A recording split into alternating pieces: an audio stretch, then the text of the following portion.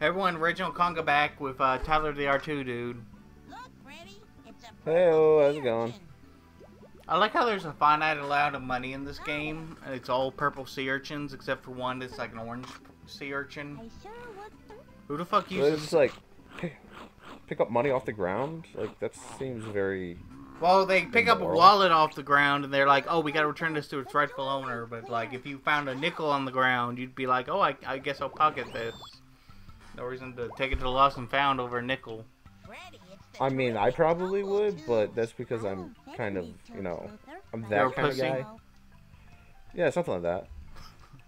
So this is kind of fun. I messed around here for a while. I probably should have cut it out, but it looks... He's having a good time. Look at him. Whee! Yeah, this is actually really... If you get the pipe stuck in that yellow one, it's like an absolute bitch to figure out how to get them to that one. Good luck figuring it out, dinguses, because we don't have to do that in this one. Yeah, he's having a good time here, Luther. Very much so. Hey, you got a glove. You ever think about like how it took the Simpsons writers like years and years to realize, oh, Martin Prince's name kind of sounds like Martin Luther King. There was like a chalkboard gag about that, like in the 20th, 21st, 22nd, 23rd, 47th season or something. I don't know. I don't even know which episode it was. I just saw it one day on TV. I don't know why. Anyway, it's rather unfortunate they had to retire that character. And there's one episode that's going to be harsher in hindsight because Martin is thought to be dead for a while, and there's a sign that says tell the kindergartners he went on vacation at the school and stuff. Wait, they retired Martin Prince? Well, I assume they did. Didn't the voice of Minnie Mouse die? Yeah, but her characters were taken over by Grey DeLisle. Grey DeLisle? Totally wrong. Grey DeLisle, yes. Daphne. That's Daphne from Scooby-Doo. She took over at least most of the characters. At least I didn't know that because I know they retired Miss Krabappel because when her voiceover actor died. Yeah, but I mean that was like her only character. Like that was like a big thing right there. Okay, plus, so I guess I get it now. But I wish they would have kept Troy McClure, even though like the way they kept Brad, the guy from Futurama, they kept him but not Troy McClure, and I'm like, damn it, why can't we get more Troy McClure in The Simpsons? That would have been great. Yeah, it would be, but I get it. If it's a character that's written specifically for a person like that, it's a lot trickier to just replace them. Like with Futurama, it was different because like they created the characters and everything before, and then you know all that happened before. I didn't know that. I just assumed they replaced him because he was too major a character to replace. Like he was like the go-to guy whenever they needed someone from I don't watch Futurama, so I don't know. I haven't seen it in years. Oh, here's that wallet. Oh yeah, a wallet. Yeah, it's got like a bunch of purple sea urchins in there, but or orange ones actually. They're like really expensive, but there's only one in this entire game that we get, and it's from the owner of the wallet. When we returned it to him. They only give us one? Yeah, there's one. Purple. I can't believe they only give us one. No, he carries a bunch of them around, but we're only allowed to get one. Well, you should just keep the wallet then. I wish we could, but Freddy won't fucking let us. Goody two shoes. Oh boy. This is why you gotta kill Freddy.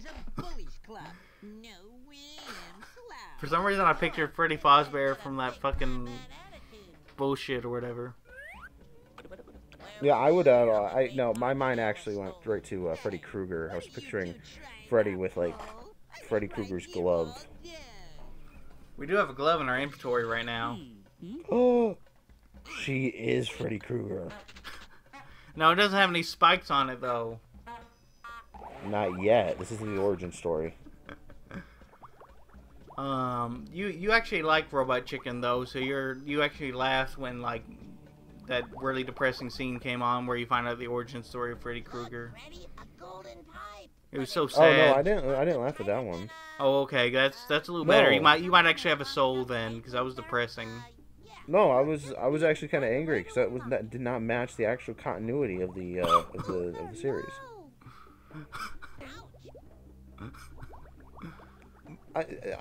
Here's the thing: you're not gonna make Freddy Krueger actually seem like he's sympathetic because he's literally a child murderer. I mean, it was a joke, but like it wasn't a very funny one. So I'm conflicted on whether or not to debate you on this. Well, I'm just saying is like I'm not gonna like feel bad for Freddy Krueger. They're not gonna make me feel bad for him. Like I think that would be more. But like, you do feel bad for Vegeta. You do feel bad for Vegeta sometimes though, and I do too. Some like. Oh yeah, but that's different because he's it doesn't make up for what he did, but he does change and is trying to be a better person. So he is a better person there. No, Freddy Krueger, he was very happy killing kids and wants to keep killing kids even after he died. So I mean, imagine redeeming Frieza in that show. That would be hilarious to try to see them do. I like how we have some pliers and we're not allowed to open the lock with the pliers in this area. Come on, if you guys taking basic breaking and entering? Well, I mean, it's an abandoned plane owned by humans. I think humans are dead, too. Do the humans know that fish can talk? I think it's like a Stewie Griffin thing where they can only talk to each other, except not really. Oh, a Rugrats thing. I'm sorry, a Rugrats thing.